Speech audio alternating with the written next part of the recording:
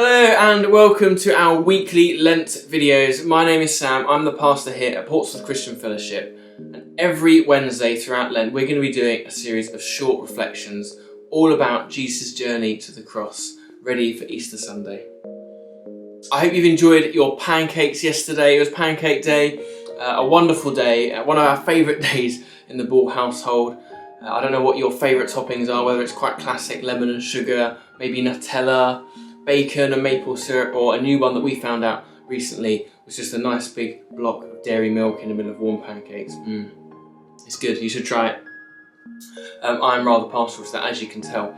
So I hope you enjoyed that, because today is Ash Wednesday. It marks the start of Lent, and that means we've got to give all those things up, right? Well, not quite.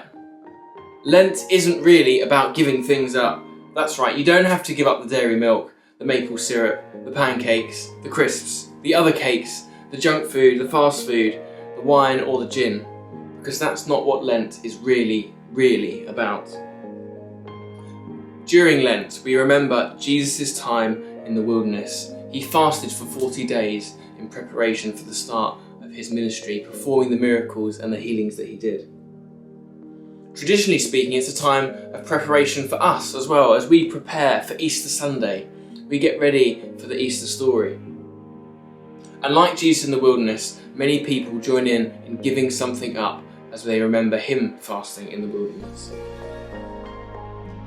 So Lent then is a time of preparation and drawing near to God. And one way that we can draw near to God is by giving something up. But it's not about the chocolate or the crisps. It's about spending time with God. In all honesty, if I were to give up chocolate, it wouldn't draw me closer to God. You know, I would ditch the chocolate and I'd be eating digestives and other biscuits instead. So it gets me thinking, what would I actually have to give up in order for me to draw near to God? And for me, the answer is easy. I think, like a lot of people my age, social media is a big one. Every year during Lent, I give up using social media. The mindless scrolling, the random football or cooking videos on YouTube. Because getting rid of that enables me to spend more time with God. It enables me to draw nearer to God. Instead of watching those videos and the mindless scrolling, I can spend time praying or reading the Bible instead. Every year, this is a fantastic reset for me. It's a really good time to intentionally spend that time with God. And even though those things come back again after Lent, it's still a really good use of my time and a way that I can draw near to God.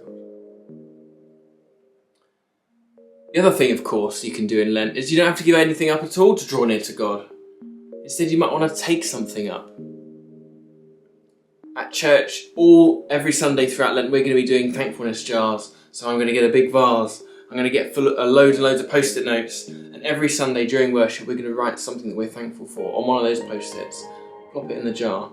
And as we go through Lent, each Sunday this will fill up more and more and more as we become overflowing with thankfulness to God for all that he has done. You might also like to join in doing this at home as well, with a smaller jar perhaps, rather than a huge vase. This is something we can do to draw us near to God. No matter what your life looks like, whatever stage of life you're in, we always have a reason to be thankful, even if it is really small. So, as we journey through Lent together, as we unpack the Easter story week by week by week, some questions for you to think about today and this week.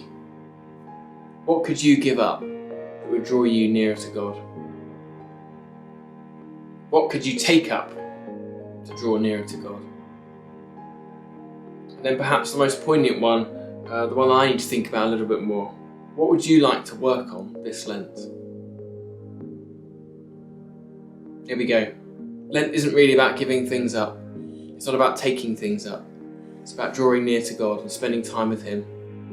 So I hope you enjoy these videos and join us every week, as I said, on YouTube, on Facebook, on Instagram, every Wednesday as we unpack some of this wonderful Easter story.